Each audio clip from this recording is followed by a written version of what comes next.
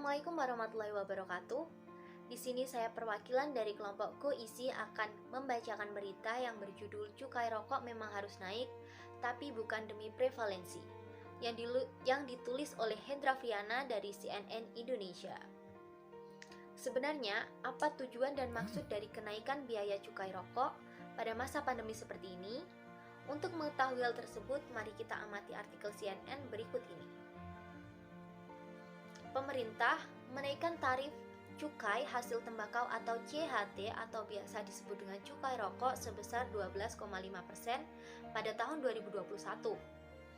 Meskipun tidak sebesar tahun ini yakni 23%, tetap saja kabar kenaikan cukai rokok bisa membuat pelaku industri deg-degan, tidak terkecuali para perokok.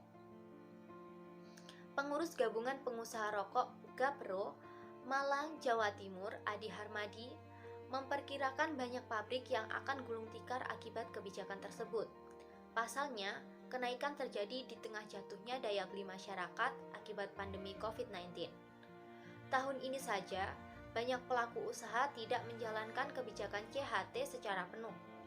Alasannya, jika kenaikan cukai sebesar 23% berlaku penuh, dan harga jual eceran atau HJE melambung hingga rata-rata 35%, seperti ketetapan pemerintah, konsumen akan lari tunggang langgang dan produksi akan berhenti.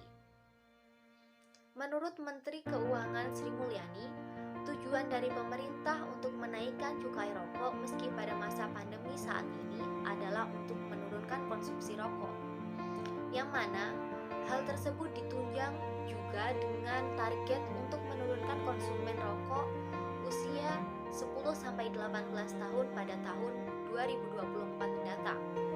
Jadi, dapat dikatakan pada masa pandemi seperti ini dapat dijadikan untuk menurunkan konsumsi terhadap rokok. Namun, hal tersebut dibantah oleh ekonom Universitas Indonesia Fit Adrison yang berpendapat bahwa menaikkan cukai kurang tepat jika untuk menurunkan konsumen rokok, karena hasil dari penelitiannya pemuda tidak memilih dalam mengonsumsi rokok. Jadi, kebijakan yang dibuat pemerintah kurang tepat sasaran. Dan untuk perokok berusia muda yang cenderung dapat merokok semua jenis rokok, kenaikan cukai rokok tidak terlalu berpengaruh karena mereka masih bisa menjangkau harga rokok yang memiliki kelas di bawahnya. Di bagian yang terlingkari pada naskah, data menunjukkan jika jarak tarif pajak jenis sigaret kretek mesin atau SKM golongan 1 dan 2 pada tahun 2015 hanya sebesar 36%. Tapi di tahun ini jaraknya sudah berbeda jauh, yakni 57%. Begitu pula untuk jenis sigaret putih mesin atau SPM golongan 1 dan 2 yang cap tarifnya melebar dari 57% pada tahun 2015 menjadi 63%.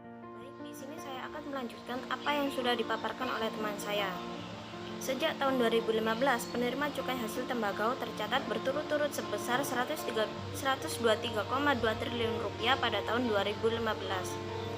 Kemudian 137,93 triliun rupiah pada tahun 2016, 147,7 triliun rupiah pada tahun 2017, 161,7 triliun rupiah pada tahun 2018, dan 164,87 triliun rupiah pada tahun 2019, yang dimana menunjukkan data penerimaan cukai yang mana penerimaan pendapatan oleh cukai rokok cukup besar dan semakin tahun semakin tinggi. Kebijakan pemerintah untuk terus menaikkan pajak konsumsi bisa dimaklumi sebab mempertahankan atau menurunkan pajak konsumsi justru akan berdampak lebih buruk. Selain masalah kesehatan, pemerintah juga akan kehilangan potensi perpajakan nasional yang cukup besar. Perlu dicatat bahwa pajak konsumsi rokok dalam pajak konsumsi lebih tinggi dari 90%. Misalnya, target pajak konsumsi tahun ini 172,2 triliun rupiah, di mana 164,94 triliun berasal dari CHT. Kemudian di sisi lain, faktanya kenaikan cukai rokok tak berbanding lurus dengan penurunan prevalensi perokok muda.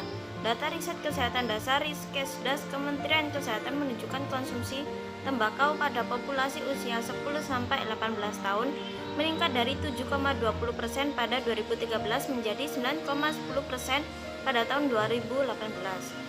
Padahal di periode tersebut cukai rokok selalu mengalami kenaikan tiap tahunnya, kecuali jelang Pilpres 2014.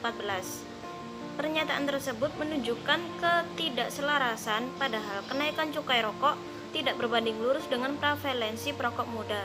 Dan menurut data riset kesehatan dasar Riskesdas, Kementerian Kesehatan, konsumsi tembakau penduduk usia 10-18 tahun meningkat dari 7,20% pada tahun 2013 menjadi 9,10% pada tahun 2018. Selanjutnya, Kemenkes menyebutkan sejak 2014 sampai September 2018 ada ribuan kasus penyakit kronis akibat rokok dan membuat negara melalui BPJS Kesehatan harus merogoh kantong lebih dalam. Artinya menunjukkan data Kemenkes menyebutkan sejak 2014 sampai September 2015 ada ribuan kasus penyakit kronis akibat rokok hingga membuat BPJS Kesehatan harus merogoh kantong lebih dalam. Dan penyakit itu tidak sekedar penyakit ringan.